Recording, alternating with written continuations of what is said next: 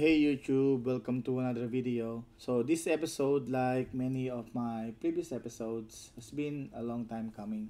So this is about how to expand the number of your gateway ports without using an Umada managed switch. Instead using a third-party switch and still supports VLANs and trunks. Also, in one of the tips that I will share, not only will you increase the number of your gateway ports, you will be doing this without any configuration to support both existing and new VLANs and trunks. So let me show the current setup and the use case. As can be seen here, I am using an ER605, but I have also tested this with an ER7206, ER707-M2, and an ER8411. So all of those gateways work just fine. So in this current setup, I'm using dual one, and the rest of the ports are all LAN ports. They are all connected to the switches. One of the LAN port is connected to SG3428X, another one is connected to SG3428, and another one is connected to SG2210MP, and port 8 of this switch is also connected to the access point, which is an EAP235 wall. All of the ports are currently in use. This means that I don't have any more available LAN ports. By the way, my controller, this is not located in the LAN per se in here. I have it installed in my private WAN to prevent it from accidental lockout whenever I'm experimenting with ACL configurations. Typically, in this setup, if you would like to increase your gateway ports and support VLAN trunks, a managed switch is added. And oftentimes, another Umada switch is added for full compatibility and ease of use. So if a non-Umada switch is used like this one, the GS1100-08, it requires custom configuration. So I need to set all the uplink ports and all downlink ports as trunk ports. Otherwise, the VLAN will not flow through the switches, making those VLANs that are not configured on this switch unavailable to the switch and all of its downlink. Also, in the later part of the video, I will demonstrate how to literally just plug and play a switch with zero configuration and be able to utilize all the VLANs that you have created in Umada. I'm going to the console now to show you the devices. This is the gateway, and these are the switches that I mentioned, and this is the access point. Let me just go through the networks that I have configured here. So in here, I have three VLANs already defined. VLAN 1 is the default VLAN, VLAN 10, and VLAN 20. And I already have several clients connected here for demonstration purposes. So I have here a mixture of clients connected to all the VLANs that I have. VLAN 1, VLAN 20, and VLAN 10. My admin PC is currently connected to admin VLAN, so I'm 0.112. Let's do a quick ping. 92168.10.100.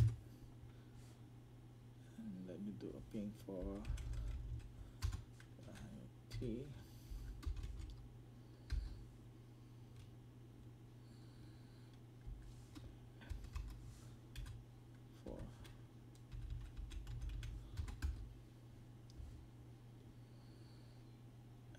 There you go. So let me just blow up the screen for my devices.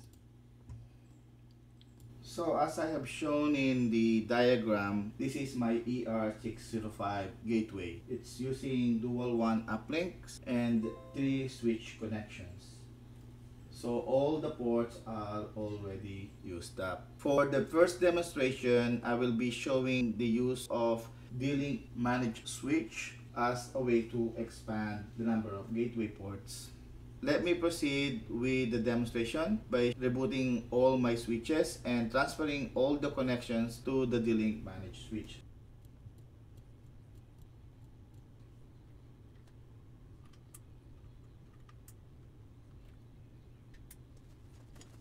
Okay, so all the switches have already rebooted. I also already connected to my managed switch just to show you the VLANs that I have defined in here. So have 3 VLANs in here, VLAN 1, VLAN 10, and VLAN 20. And if you're looking at the mini video, you will see that I have transferred all these cables here already, and there's only one LAN port, dual one LAN port going to the managed switch, and all these uplinks are in here going to the respective switches. And I can show you that I can still reach all those devices that are currently in the network.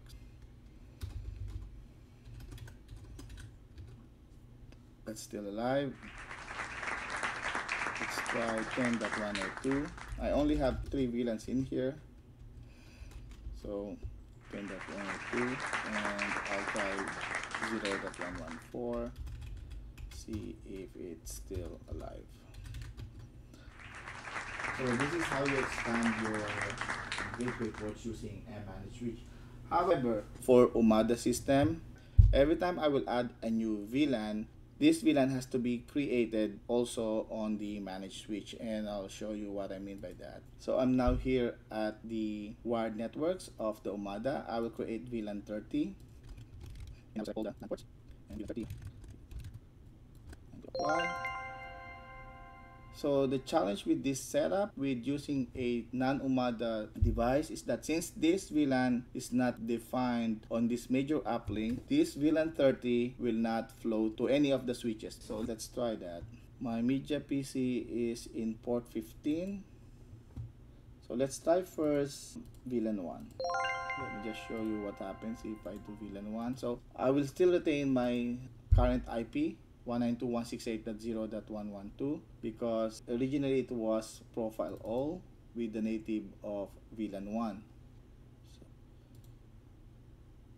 So it's still 0112. So now if I change it to VLAN 10, I should be able to get a VLAN 10 IP. So let's see. Disable.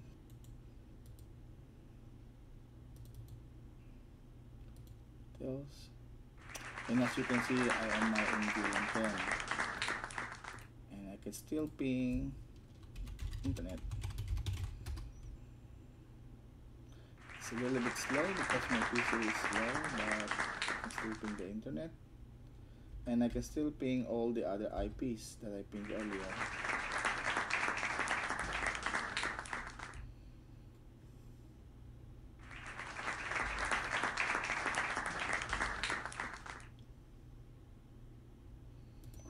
So now let me just click cancel here. So now it will show VLAN 10, and now let me go to VLAN 20.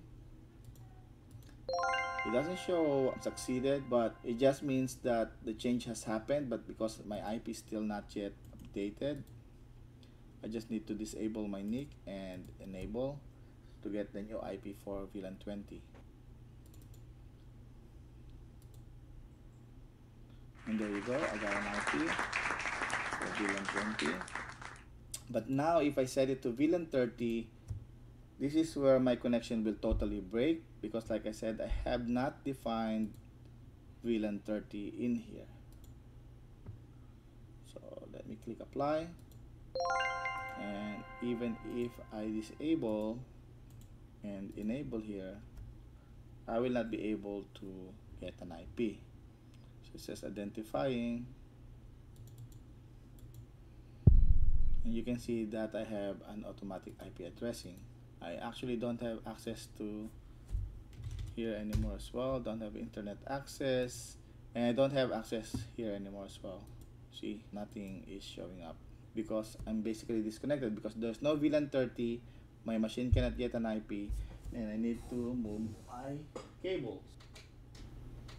Moving it here so I can start configuring the system again. I got a new IP, and I'm back to VLAN 1. So let me refresh this. But you can see here, this is where I used to be, in port 15 in the camera VLAN, and this network will not flow to any of the switches because I have not defined VLAN 30 on my managed switch here. So let's configure the switch here. Refresh. So I have to configure the flow of this up here and start here, start here. Fine. So now I have VLAN 30. I need to click save. Apply. Now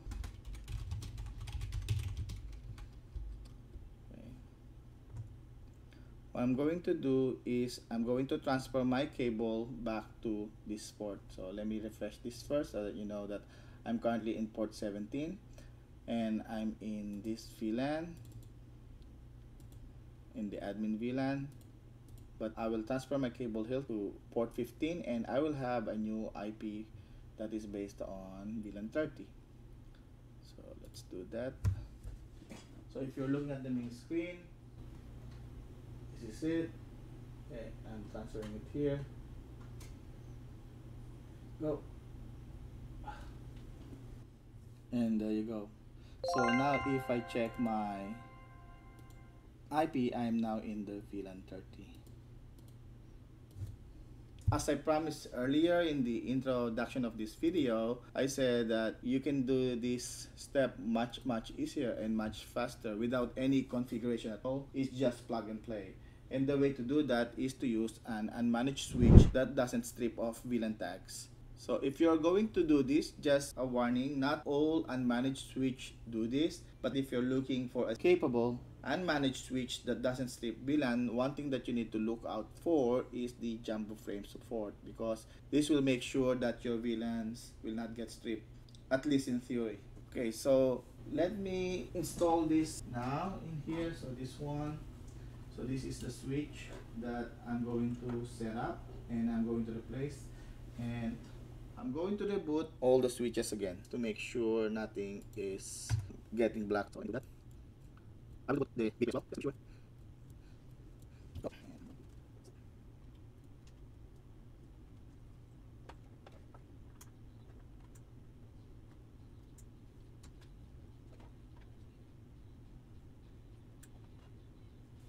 It's almost done. I'm just waiting for the gateway to be readapted and the access point to be provisioned properly. Then we can do some more demo. All of them are now connected. Just a quick review, I have replaced the D-Link managed switch with a Steam Memo 5-port PoE unmanaged switch. And all of the links are now connected here. And I'm just using one uplink going to the gateway. And as you can see here, I have one more port available here and have two more ports available in here. This is unmanaged, meaning there is no web interface or any interface at all to check this out. So I cannot show you any configuration for this one. So let me just show you that I still am fully connected to the internet. There we go.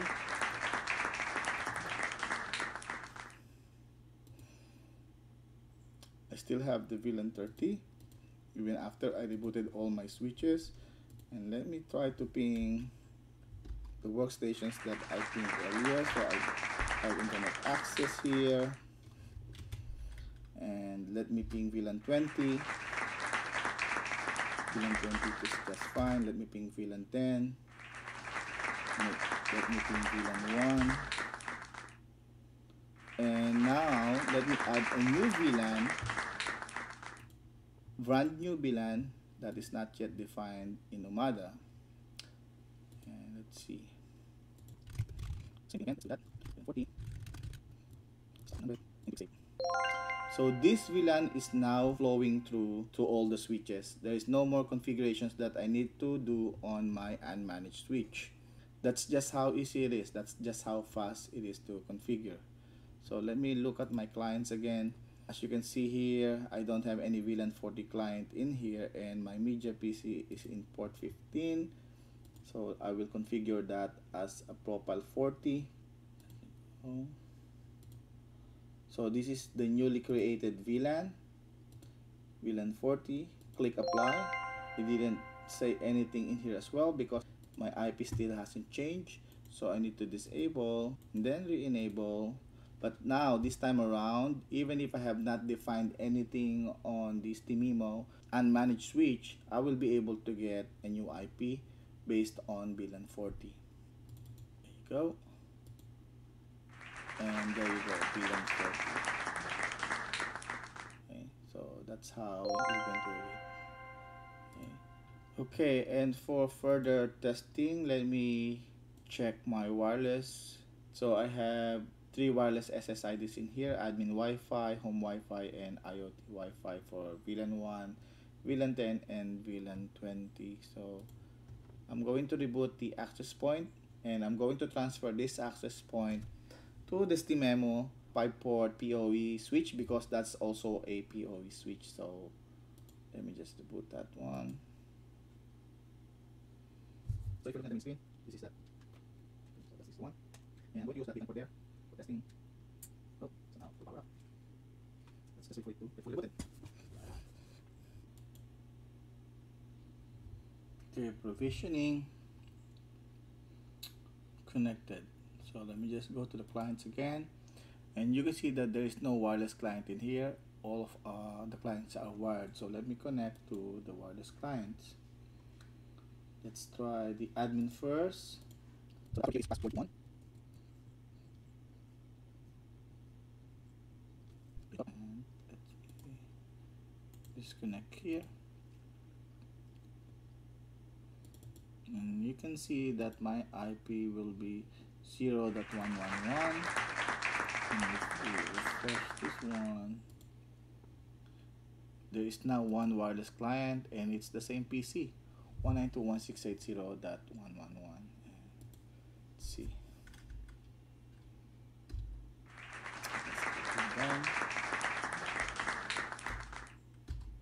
I can still ping google.com. I can still ping VLAN 10. And I can still ping VLAN 20. And let me connect to the other VLANs. 10 home Wi-Fi. Passport 1. It's connected. Let me refresh this. Now it's saying 192.168.10.103. So let's check it out. 10.103.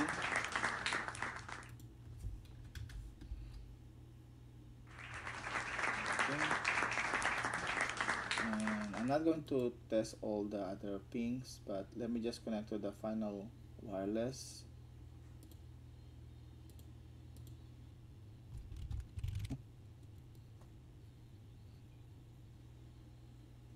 It's connected.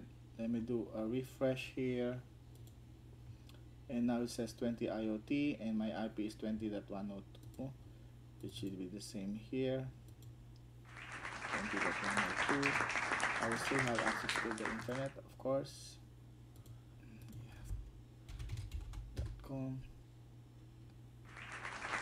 And here we go. And 20.101.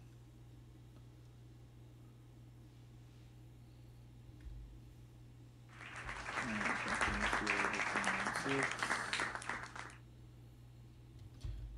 102. So I don't have any other clients for VLAN 30 and VLAN 40 because I only use my media PC to do that, so I can ping them, but I should be able to ping 192.168.40.1. That's the gateway IP, and 30.1. So this is our final setup. As you can see here on the diagram, that's how I set it up. So that is how you expand your gateway ports without using an Omada switch. You can use a third-party managed switch, but always remember that you need to always configure the switch separately every time a VLAN change is made in Omada. Or you can use an unmanaged switch, just make sure that it supports 2 megabytes of jumbo frame for a plug-and-play setup. So I think that's pretty much it. I hope you like this video. If you like this video, please give it a like. If you don't like this video, please give it a dislike. But do let me know what you don't like in this video so that I can make those improvements on future videos. Thank you for watching my video. I'll see you on the next one. Thank you and bye-bye.